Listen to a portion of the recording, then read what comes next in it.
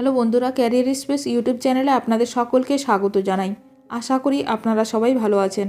আজকে এই মুহূর্তে শিক্ষক নিয়োগ সংক্রান্ত যে সবচেয়ে গুরুত্বপূর্ণ আপডেট উঠে এসেছে, বিস্তারিত সেই সম্পর্কে আলোচনা করব। তাই ভিডিওটি অবশ্যই শেষ পর্যন্ত দেখবেন নিয়োগ সংক্রান্ত অনেক নতুন নতুন আপডেট পাওয়ার জন্য। বন্ধুরা, সমস্ত রকম শিক্ষা সংক্রান্ত ও নিয়োগ সংক্রান্ত আপডেটগুলো আমার চ্যানেলে পাওয়ার জন্য অবশ্যই চ্যানেলটিকে এখনই সাবস্ক্রাইব করে রাখবেন এবং পাশে থাকা বেল আইকনটিকে অবশ্যই প্রেস করে রাখবেন পরবর্তী সমস্ত রকম লেটেস্ট আপডেটগুলো সবার আগে পাওয়ার জন্য। উচ্চ প্রাথমিকে 14,052 শিক্ষক নিয়োগ ছিল পাকা।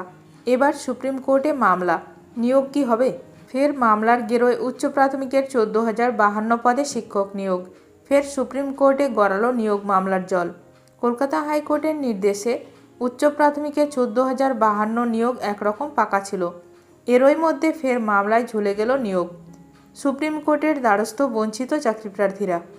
এর আগে প্রায় 8 বছর পর উচ্চ প্রাথমিকের শিক্ষক নিয়োগ মামলার জট কেটেছিল। 14,052টি পদে নিয়োগে সবুজ সংকেত দিয়েছিল কলকাতা হাইকোর্ট। আদালত বলেছিল 4 সপ্তাহের মধ্যে নতুন করে মেধা তালিকা প্রকাশ করতে হবে।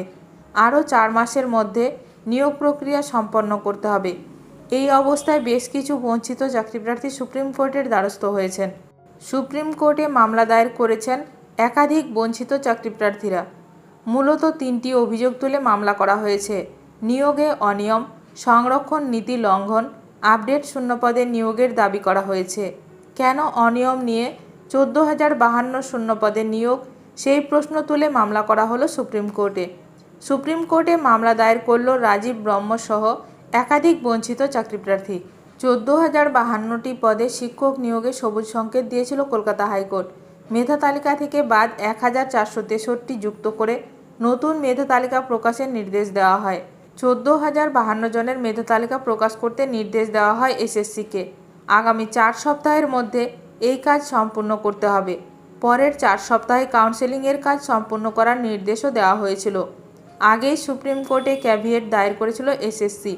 এবার মামলা দায়ের বঞ্চিত চাকরিপ্রার্থীদের। এখন দেখার বিষয় সুপ্রিম কোর্টে এই মামলার কী রায় দেন বিচারপতি। উচ্চ প্রাথমিক শিক্ষক নিয়োগ সংক্রান্ত যে কোনো আপডেট ও অন্যান্য শিক্ষক নিয়োগ সংক্রান্ত আপডেট সবার প্রথমে পেতে এখনই আমার চ্যানেলটি সাবস্ক্রাইব করে রাখুন। ভিডিওটি ভালো লাগলে অবশ্যই লাইক করবেন। আজকের ভিডিওটি এখানেই শেষ করলাম। নতুন কোনো আপডেট নিয়ে দেখা হবে নেক্সট ভিডিওতে।